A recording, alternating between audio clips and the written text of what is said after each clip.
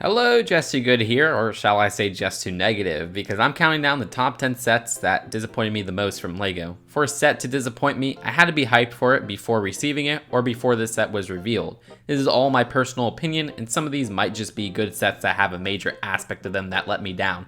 Don't take this list too seriously, and at the end of the day, I love so many other things about LEGO, but let's get right into this.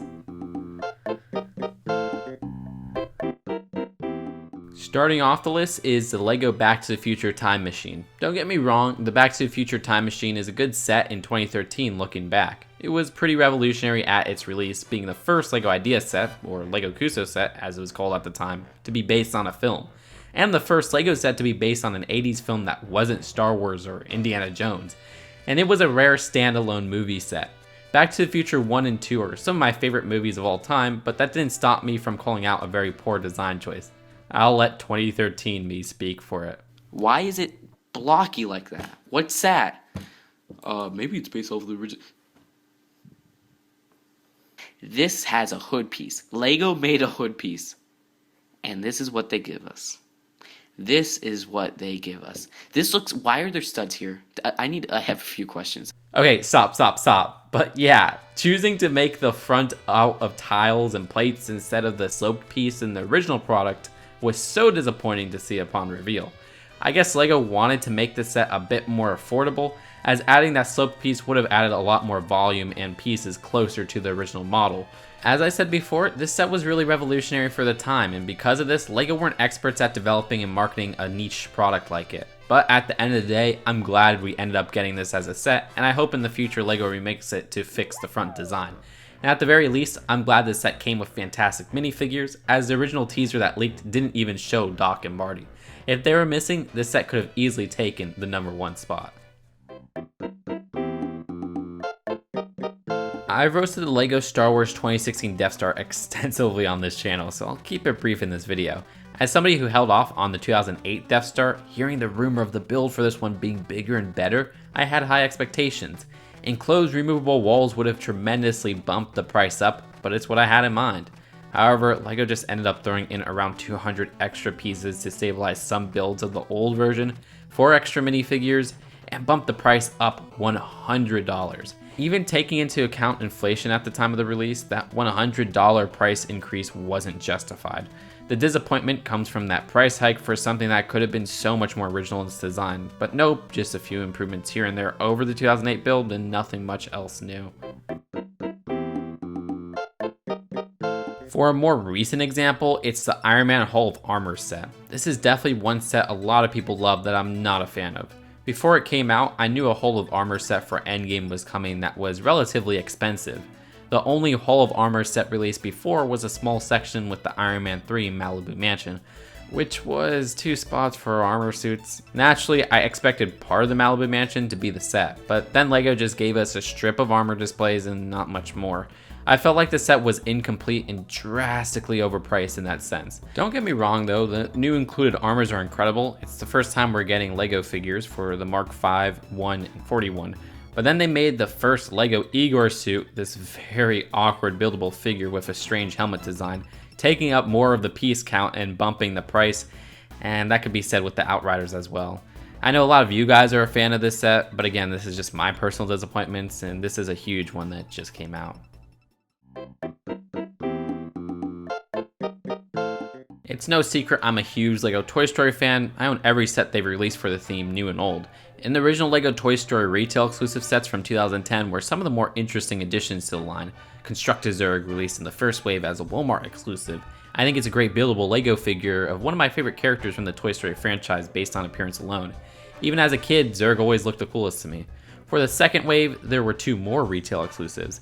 The Pizza Planet Rescue for Target, which the iconicity of this vehicle alone makes it one of the most sought after Toy Story sets in general, and the Garbage Truck Getaway. Definitely nothing special with this set. Yeah, not a particular exclusive minifigure. With that being said, when I initially heard rumors from my close sources of Toy Story 4 getting a retail exclusive, that was a roller coaster set, my mind wandered. What strange and amazing characters would they include here? What incredible niche builds can they make because it's a retail exclusive? Something Zurg. But then at the 2019 New York Toy Fair, this was shown. No exclusive character, just 2 that appear in far better sets, which you can get far superior versions in the Disney CMF line from 3 years back. Heck, no exclusive alternate face for Buzz, just the same one that is used in every Toy Story 4 set he appears in. Oh, my disappointment didn't end there, because when I bought the Toy Story 4 sets, I was quick to discover Buzz's face print looks horrible. Honestly, there was so much wasted potential here. None of the Toy Story 4 sets have key characters to the franchise like Ham and Bullseye, despite the original theme having a couple sets with them. And none of Bonnie's original toys have appeared in LEGO form at all, and we know they'll be in this movie. Let alone the possible new characters who didn't appear in these sets. And ironically, despite the name being called Thrill Coaster, it's just an oval with no dips or any exciting parts to the track.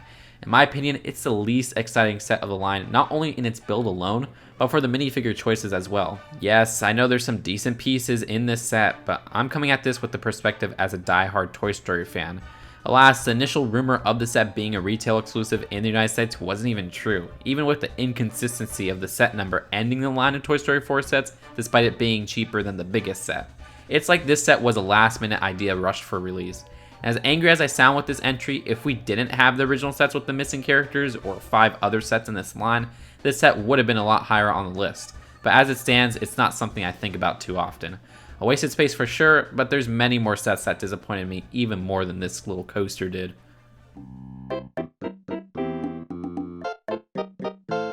Every year, I wait for the LEGO Winter Village set to be revealed, and I've purchased all of them since its start in 2009 except for one. Which set is it? The 2015 Winter Village Toy Shop. My disappointment was evident upon reveal. Plus, this time, it was $20 more expensive. In many ways, this was a precursor to the Death Star fiasco the following year. Why not just release a new toy shop? Same idea, totally new design. As much as I hate to say it, it felt lazy. And it was a bigger shame since the set from the year before is one of my favorite LEGO Winter Village sets, Santa's Workshop. Oh well, at least we've been getting some very good and original Winter Village sets since the release of this blunder. One of the biggest and most expensive LEGO sets I own is the Ghostbusters Firehouse from 2016, which was released for $350 in the United States. Keep in mind I like the original Ghostbusters film this is primarily based off of. I don't love it, but it's a classic after all. I really dug how the interior of the set looked. It was around the first time I made a bunch of money off of YouTube videos, so I plan on getting this January 1st, 2016. And I bit a bit more than I can chew with that hole. I started building it at the time for like a month, and then just abandoned the product. It wasn't until July 2017 where on a whim I decided to revisit the project and finish it over a couple of days. I had it built and on display, and I still do to this day, but I began to realize something as time passed. The exterior for this is so boring. I mean, yeah, it's accurate, representing the Firehouse HQ to the point. I like that they added parts for the ghost to stick out. That adds a little bit of flavor, as does the area on the rooftop. But at the end of the day, I think it might be too accurate in size. It's massively bigger than the majority of other LEGO buildings, and that makes it harder to display with other LEGO models. Alright, I do take fault for not having the Ecto one next to it, but I'm working on rebuilding my copy of that set. I can't help but feel disappointed and kinda clueless on where to put this build. There's only 2 sets from the original Ghostbusters movie, not counting the Dimensions stuff, so I can really only display those 2 sets meant for one another. Makes me wish LEGO made a huge buildable Stay Puft just to add something more world building around this big bland HQ. Alright, that's all I got for my hot take. On to the next entry.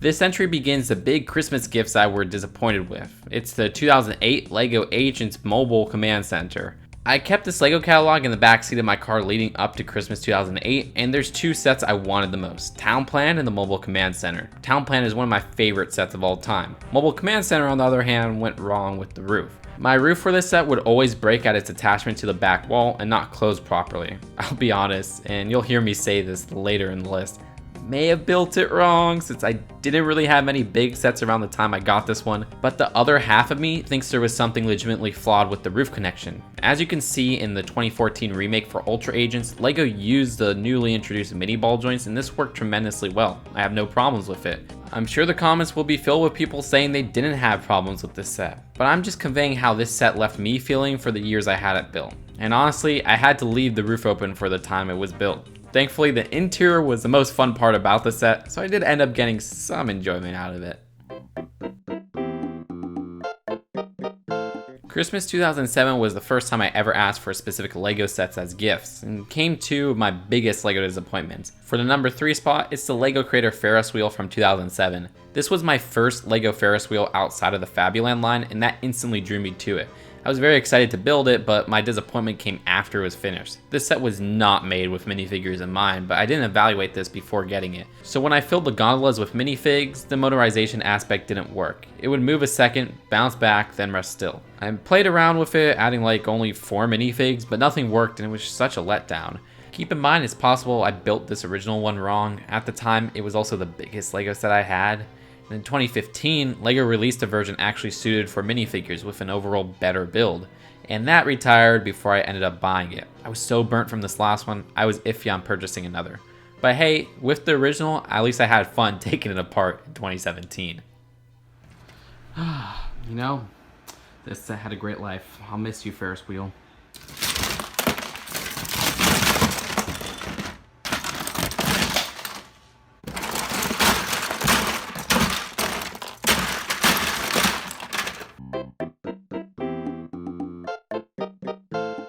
The other set I got for Christmas 2007 was the MB-01 Eagle command base from LEGO Mars Mission. Bear with me, there's not too many pictures of this set, and of course I have it taken apart. Basically, by pushing these huge pumps, a slide piece would transport aliens or resources through the tubes, and even fire missiles. Oh, and the set was advertised to have a working elevator. These play features were enough to make this one of my top picks for Christmas. Then I got it, and built it. The pump feature barely worked. If you push that pump down hard, there will be a little bit of movement on the alien slides, but most of the time I don't remember getting to the other side. The missile would just slip with the push of the pump. I wouldn't even call it being fired.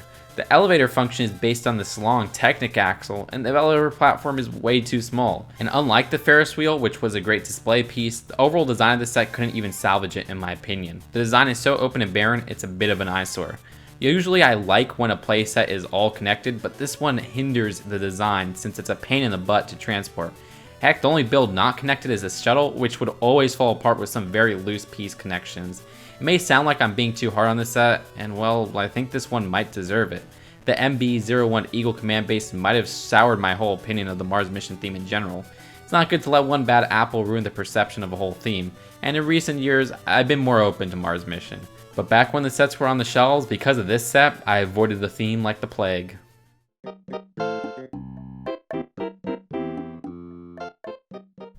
The most disappointing LEGO set to me was, well, LEGO Dimensions. Okay, it may not be a single set, but many things about this game let me down. I was so hyped for the idea of a LEGO video game of just random properties mashed up. They sold me at the fact the Simpsons were gonna be in. A LEGO Simpsons game was like a dream come true. I was imagining something along the lines of the Simpsons Hit and Run, one of my favorite licensed games. What I ended up getting was so rushed, so buggy. You can say it's my fault as I was running the Wii U version on a basic 8GB Wii U, but then I think at no point was it said that the game would be close near unplayable on such a console. I'd get far into levels only for the game to crash, leaving me to redo a bunch of the level or the entire level in general. And what they did for The Simpsons was close near a scam. For example, they sold a Bart Fun Pack, but Bart didn't have a voice. A matter of fact, the only Simpsons character with voices were anybody portrayed by Dan Castellaneta. So Homer, Krusty, and Mayor Quimby of all people. And then Johnny Cash's Space Coyote, since CD Games chose to make a level pack based around the mysterious voyage of Homer, I guess because it didn't require more than 2 voice actors. It's so butchered from the episode. Marge says nothing, nor do the kids or participants of the chili competition for the most part, and keep in mind that Dan Castellaneta recorded no new voices for the games. So all of Homer, Krusty, and the 2 lines Mayor Quimby had are hastily ripped from the show with differing quality on each. I was so let down with the execution of our only LEGO Simpsons game. But what about the actual sets? Well, again, this is the most disappointing LEGO sets. The theme games, not the worst, because the minifigures we got in this line were incredible. Never did I think we'd get more Back to the Future sets, including a specialized hairpiece for Doc Brown, LEGO Gremlins, and E.T. and so many properties. Most importantly, LEGO Sonic. Now allow me to sound entitled for a minute.